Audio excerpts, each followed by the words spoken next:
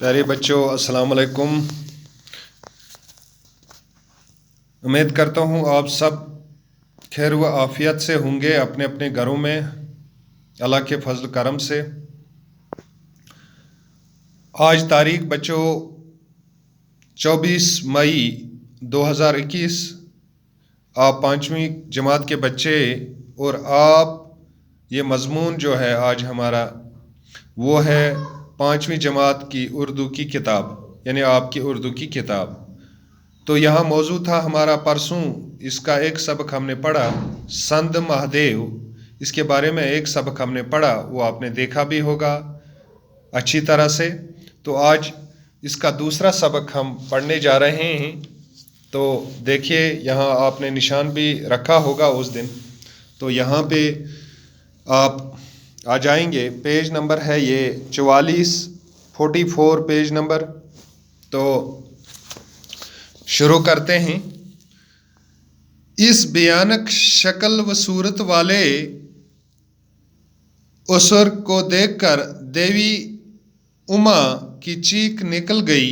समाधि में बैठे शिवजी ने जब ये चीख सुनी तो अपना त्रिशूल संदानियत पर्दा पर दे मारा। सदानियत पर दे मारा। त्रिशूल का ये वार इसके लिए महलिक साबित हुआ।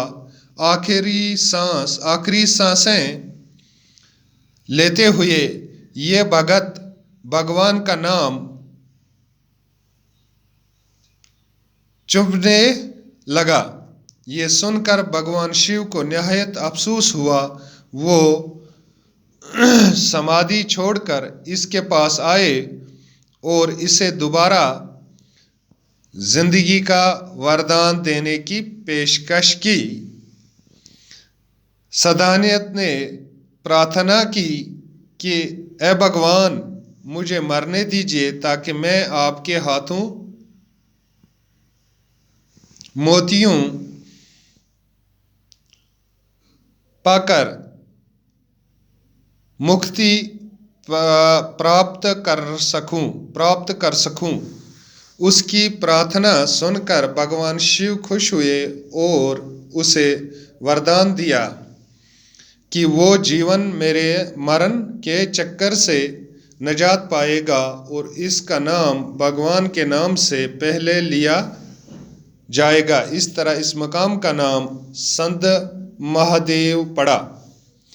वो त्रिशूल जिससे संदानियत को मारा गया 3 हिस्सों में बटा हुआ आज भी यहाँ नस्ब है। मकामी लोगों का मानना है कि यह त्रिशूल ज़मीन में इतने गहरे गड़े हुए हैं कि अंदाज़ा करना मुश्किल है और इनके बारे में आवाम में ये इतिकाद है कि जो कोई इन्हें उखाड़ने की कोशिश करेगा इस पर महादेव का कहर नाज़िल होगा।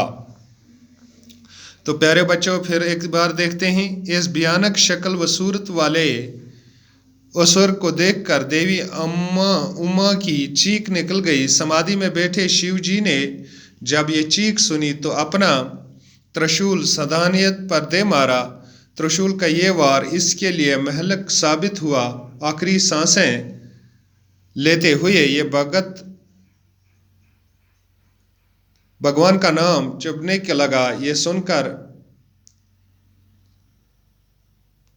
जिपने लगा। ये सुनकर भगवान शिव को निहायत अफसोस हुआ। वो समाधि छोड़कर इसके पास आए और इसे दोबारा जिंदगी का वरदान देने की पेशकश की। सदानियत ने प्रार्थना की कि ए भगवान, मुझे मरने दीजिए ताकि मैं आपके हाथों मूर्ति पाकर मुक्ति प्राप्त कर सकूं। उसकी प्रार्थना सुनकर भगवान शिव खुश हुए और उसे वरदान दिया कि वो जीवन मरे के चक्कर से निजात पाएगा और इसका नाम भगवान के नाम से पहले लिया जाएगा। इस तरह इस मकाम का नाम संत महादेव पड़ा। वो त्रिशूल जिससे सदानियत को मारा गया 3 हिस्सों में बटा हुआ आज भी यहाँ नस्ब है। मुकामी लोगों का मानना है कि ये त्रिशूल ज़मीन में इतने गहरे गड़े हुए हैं कि अंदाज़ा करना मुश्किल है, और इनके बारे में अवाम में ये इत्तेकाद है कि जो कोई इन्हें उखाड़ने की कोशिश करेगा इस पर महादेव का कहर नाजिल होगा। तो प्यारे बच्चों, इस भयानक शक्ल व सूरत वाले उसुर को देखकर देवी उमा की चीख निकल गई। समाधि में बैठे शिवजी ने जब ये चीख सुनी तो अपना त्रिशूल मीन्स एक ऐसा हथियार जिसके 3 दांत आगे से बड़े बड़े दांत हैं और पीछे एक डंडी होती है, उसको त्रिशूल कहते हैं।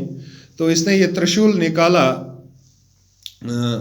जो समाधि में बैठे हुए थे शिव जी, तो उसने इस सदानियत पर दे मारा। त्रिशूल का इस पर बहुत गहरा असर और महलक साबित हुआ। तो जब वो मरने लगा तो आखिरी सांसें लेते हुए भगवान का नाम लेने लगे। तो ये सुनकर भगवान शिव को बहुत ही अफसोस हुआ कि मैंने किसको मारा। वो समाधि छोड़कर इसके पास आए और इसे दोबारा जिंदगी का वरदान देने की पेशकश की कि मैं आपको बचाने की कोशिश करता हूँ। सदानियत ने हाथ जोड़कर प्रार्थना की कि ऐ भगवान, मरने दीजिए मुझे, ताकि मैं आपके हाथों मृत्यु पाकर, यानी आपके हाथों मौत पाकर सुकून प्राप्त कर सकूं, सुकून हासिल कर सकूं, यानी मौत से मुक्ति हो गया, नजात हासिल करना, मुक्ति। ये हिंदी वर्ड हैं, हिंदी लफ्ज़ हैं ये आपको मुश्किल हो जाएंगे पढ़ना, लेकिन कोशिश करना इसको पढ़ने की।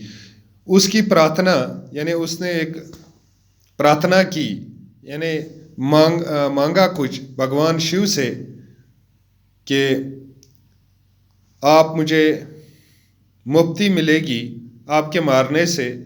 तो भगवान शिव जी खुश हुए और इसका वरदान वादा दिया कि जो जिंदगी मरने के चक्कर से नजात पाएगा और उसका नाम भगवान के नाम से पहले लिया जाएगा। इस तरह इस मकाम का नाम संत महादेव पड़ा। इसी मकाम को इसलिए संत महादेव नाम दिया गया। वो त्रिशूल जिससे इस सदानियत को मारा गया था 3 हिस्सों में बटा हुआ है, आज भी यह नस्ब है। मकामी लोगों का मानना है, जो यह संत महादेव के गांव के लोग हैं, उनका ये मानना है कि ये त्रिशूल ज़मीन में इतना गड़ा हुआ है कि अंदाज़ा लगाना मुश्किल है। और उनके बारे में अवाम में ये इत्तेकाद भी है कि जो कोई भी इसे उखाड़ने की कोशिश करेगा उस पर महादेव का कहर नाज़िल होगा। तो प्यारे बच्चों, ये आपने सबक पढ़ा, आप कोशिश करना इसको दोबारा